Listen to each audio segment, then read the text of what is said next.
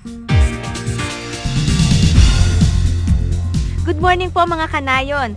Ngayong araw, pag-uusapan po natin ang tungkol sa weaning and stress management. Kasama po natin sa ating segment classroom si Kuya Ming Ostil. Good morning po, Kuya Ming. Good morning din, Miss Ana. At good morning sa inyo mga kanayon. Uumpisahan natin ang ating talakayan sa pamamagitan ng pag-aalam natin kung ano ang stress at ang weaning. Ang weaning ay ang pagwawalay ng mga biik mula sa kanyang inahin. Ito ay ginagawa upang matulungang makabalik sa paglalandi ang ating mga inahin. Sa bahagi naman ng mga biik, ito ay ginagawa upang sila ay masanay sa kanilang pagkain feeds na kanilang gagamitin hanggang sa sila ay lumaki. Ang stress naman ay ang mga pangyayari o mga bagay na nakapagbababa ng resistensya at kalusugan ng mga baboy.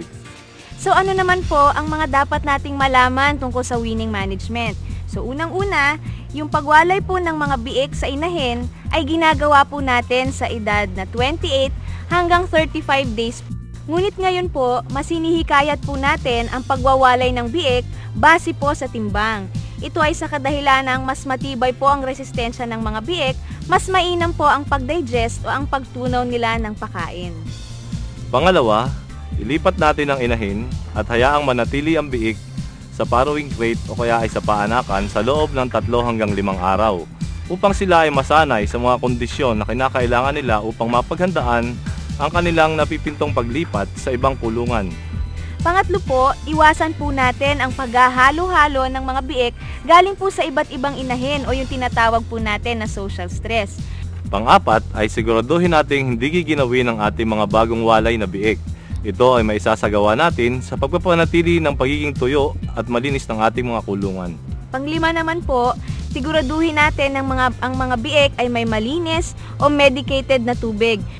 Magbigay po tayo ng Apralite, 1 kutsara po sa bawat galon ng tubig at ibigay po natin ito 2 araw po bago magwalay at 3 araw pagkatapos magwalay. Pang-anim, sa araw ng pagwawalay ay kailangang bawasan natin ang pagkain ng ating mga bagong walay na biik upang hindi mabigla ang kanilang mga tiyan. Kapag 35 days old na po ang ating mga biik, pwede na po tayong magbigay ng Early Wean Immunobooster para magkaroon ng magandang simula ang paglaki ng mga biik. Ngayon ay sisimulan nating talakayin ang stress management. Ating obserbahan ang ating mga alagang baboy sa panahon ng sila ay kumakain. Dito ay makikita natin kung sino ang walang gana at hindi kumakain. Ito ay maaaring mga baboy na mayroong karamdaman. Magbigay po tayo ng antibiotiko, gayon din ng mga bitamina at mineral tuwing isasagawa po natin ang mga stressful activity sa ating mga biik.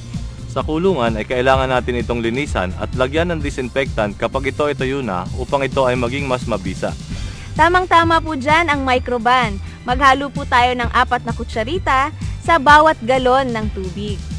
Ang pabago-bago pong panahon ay maaaring makapanghina ng resistensya o magdulot ng sakit sa ating mga alagang baboy. Kaya't importante po na ang mga kulungan o pabahay ay maging komportable para po sa ating mga baboy. Diyan mahalaga ang paggamit natin ng mga kurtinang yari sa lona o mga tinahing sako. Yan po ang ating lesson sa linggong ito. Sa susunod naman pong Sabado, tatalakayin po natin ang tungkol sa pre-starter and starter stage management. Hanggang sa muli po, ito si Miss Ana. At ako naman po ang inyong Kuya Ming. Abangan po sina Doc Ariel at Doc Ruth sa Usapang Baboy Plus sa pagbabalik ng K+.